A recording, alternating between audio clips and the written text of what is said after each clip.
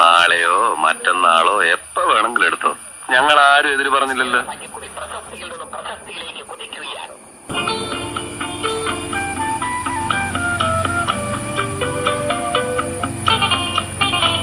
സഹതാപമില്ലാത്ത മറ്റൊരു സഹമുറിയനെ ഞാൻ എന്റെ ജീവിതത്തിൽ ഇതുവരെ കണ്ടിട്ടില്ല. All my fate.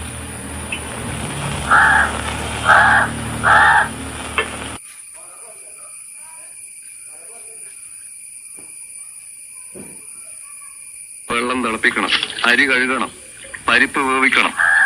ഇന്നും ലേറ്റ് തന്നെ. എടാ ദാസാ,